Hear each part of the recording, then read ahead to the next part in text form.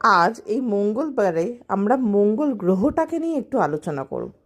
সাধারণত সবাই এই গ্রহটাকে খুব নেগেটিভভাবে ধরে এবং নেগেটিভ অ্যাসপেক্টগুলোকেই বলে। আমরা এই গ্রহের পজিটিভ দিকটা নিয়ে আলোচনা করব। এই গ্রহ যাদের চার্টে ভালো অবস্থানে আছে, ফেভারে আছে, তারা খুব কনসার্ন পার্সন হয়।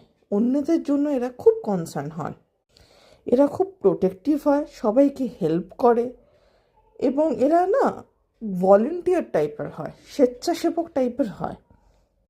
এরা রোম্যান্টিক হয়, ন্যাশনালিস্ট হয়, এরা খুব উদার হয়।